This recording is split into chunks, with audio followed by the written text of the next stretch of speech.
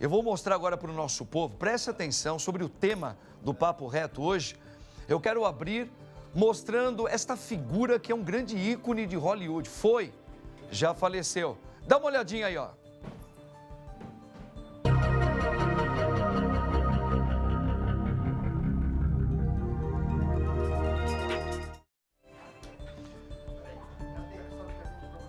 Olha aí, nós tivemos só um pequeno probleminha aí. É um suspense. Né? O Barba, você tá nervoso? Você não sabe quem que é, né? Ó, só pra vocês terem uma ideia, esse que o padre vai soltar agora, ele entrou a todo mundo em Hollywood e falou assim, é o segundo James Dean, na maneira de atuar. Esse carinha aqui, ó.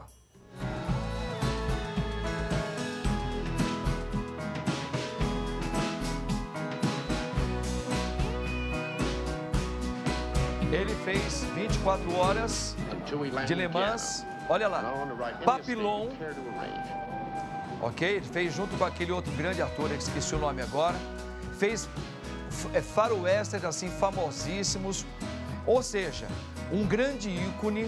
Ele foi o ator mais bem pago. Em 1974 foi considerado o ator mais rico do mundo.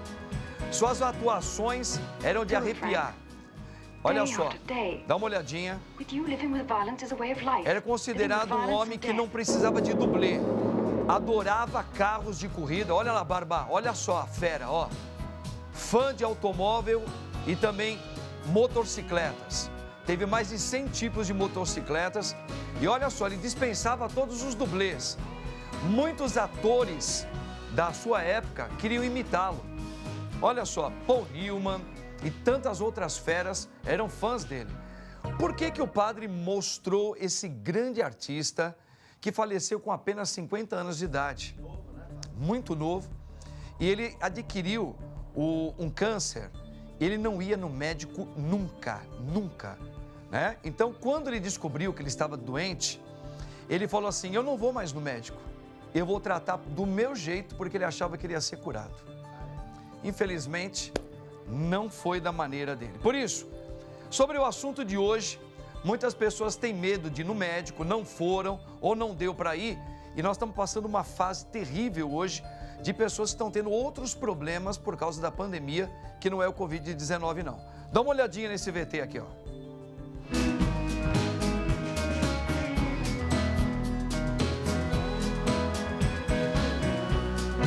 So, Frank, day after day, with you living with violence is a way of life. Vascular aumentou 33% de 16 de março a 16 de agosto, na comparação com o mesmo período do ano passado. De acordo com o INCOR, se esse ritmo for mantido até o fim de 2020, 400 mil pessoas podem morrer de doenças do coração. Segundo a Fiocruz, o número de óbitos em casa por causas naturais cresceu 53% em 4 capitais do Brasil: Rio de Janeiro, São Paulo, Manaus e Fortaleza. Os números alarmantes atestam uma triste realidade.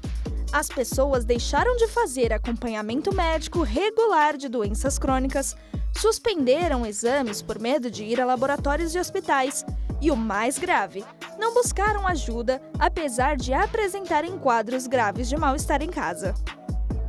A telemedicina, recentemente regulamentada no Brasil, não encontra rejeição conceitual neste novo ambiente pós-pandemia. Apenas 6% dizem que não gostam dessa ideia e não fariam uma consulta assim. Hoje, esse é o tema do nosso Papo Reto. Muito bem, gente, tá vendo? Por isso, olha só, o assunto hoje são essas pessoas, nós todos, né?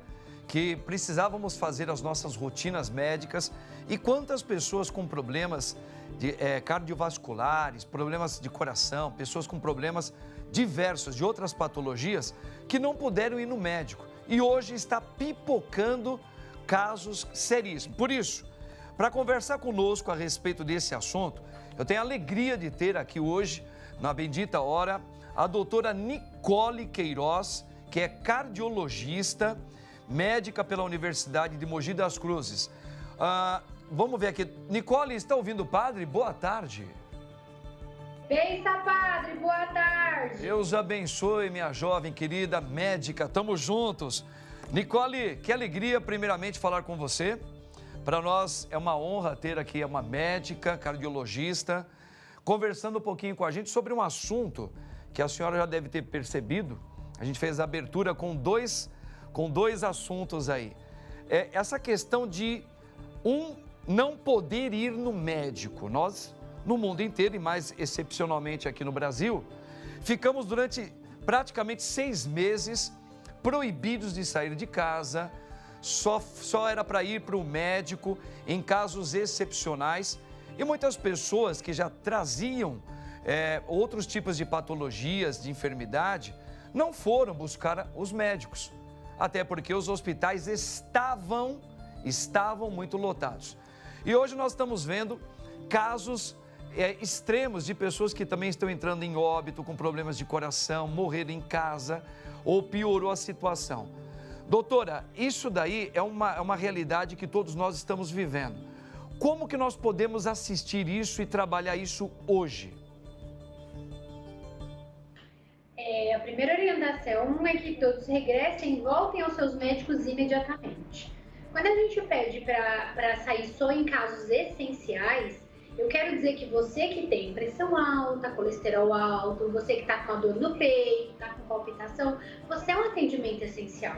Talvez não na porta do PS Covid, né? Porque a maioria dos serviços abriram uma porta de PS gripe, tanto os públicos quanto os privados, para poder separar de fato quem está com sintoma gripal das outras doenças, né? Não paramos de ter infarto, não paramos de ter trabalho de parto, todos os tipos de urgência, né? As coisas continuam a seguir, por isso que o grau de dificuldade aumentou.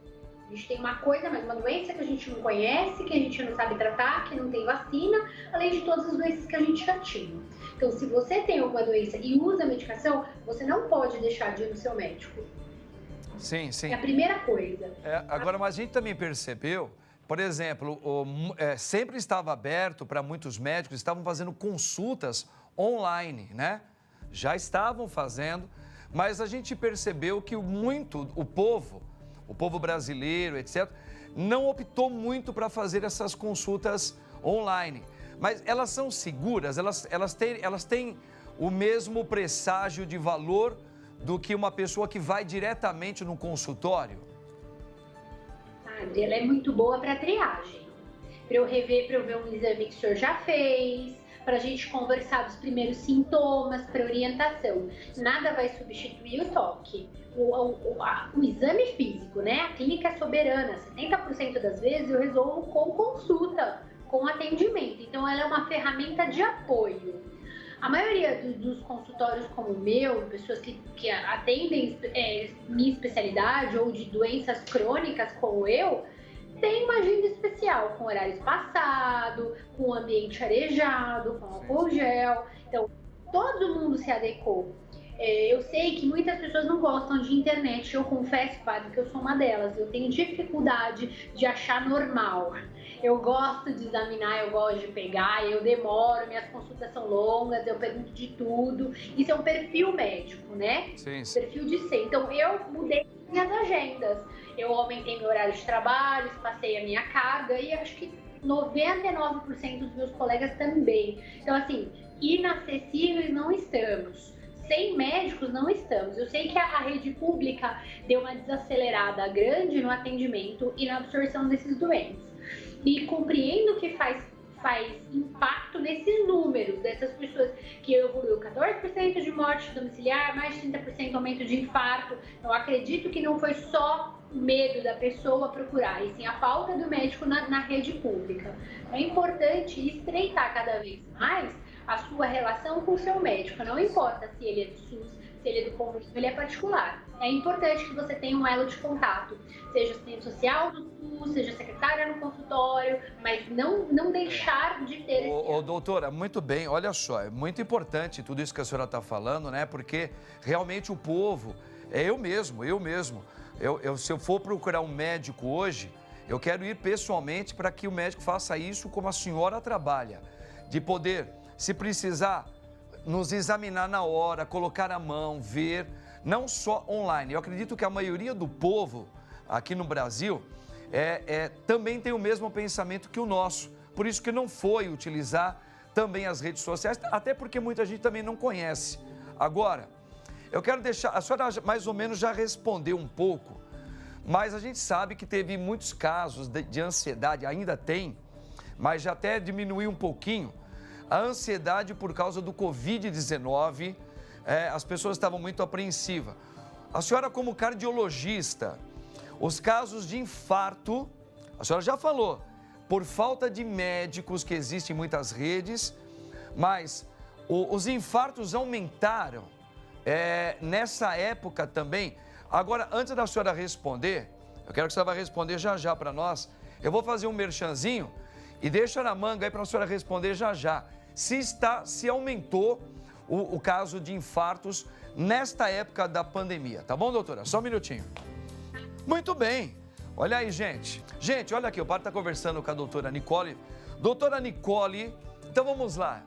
Eu tinha feito uma perguntinha, para deixar para os nossos telespectadores ficar na expectativa.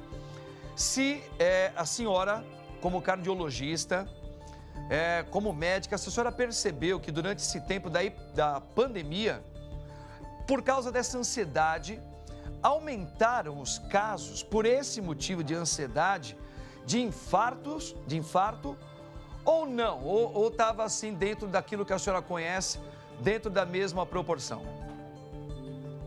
Os cartórios registraram um aumento de 31%, né, de morte por doença cardiovascular. A gente precisa ter um pouco de sabedoria de fazer a interpretação desse dado. São duas coisas que eu gostaria de lembrar. Primeiro, que numa situação de inflamação, de infecção, que é o Covid, você já tiver uma plaquinha, uma instabilidade, uma propensão a infartar, você vai infartar. Então, uma doença, um estresse pode sim desencadear. Sim. E depois, a falta de atendimento médico. A gente já sabe que 50% dos infartos não chegam ao pronto-socorro. As pessoas morrem antes de chegar, antes de serem socorridas. Então, a gente tem um aumento, sim. Até agora, o que a gente consegue levantar são coisas dadas em cartório. Então, a Sociedade Brasileira de Cardiologia observou esse aumento de cerca de 30% a 31% de infartos. Mas a gente tem que lembrar desse contexto. Outra coisa que eu quero lembrar, não é só o Covid que desencadeia, nem só a perda do tempo, do time do atendimento para o infarto. As pessoas mudaram completamente seus hábitos. Eu brinco aqui com os meus pacientes que home office não são férias. Perdendo esse hábito de ir ao trabalho, de se trocar, de fazer, acaba atendendo, fazendo o que quer, comendo o que quer, não fazendo exercício, não é? Então, estou em casa mesmo, já levanto aqui, abro meu computador, atendo de pijama mesmo e boa. A pessoa não se movimenta, come o que quer, dorme mal. Então, são coisas que a gente já sabe que são maus hábitos para a saúde do coração. Agora, mas tem uma coisinha também, doutora Nicole.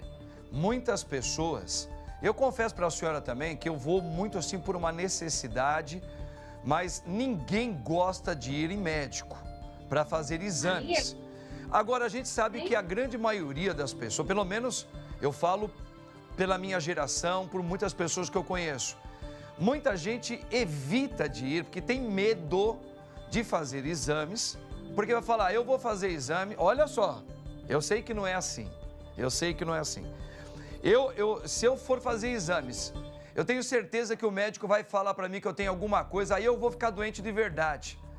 Como que a senhora, pela sua experiência como médica, nós poderíamos trabalhar um pouquinho essas pessoas que têm pavor de fazer exames e precisa fazer porque tem uma vida que não faz exercício, como a senhora falou, que come mal, que dorme mal, que às vezes se sente, não está bem, mas não vai no médico e morre de medo de fazer exame.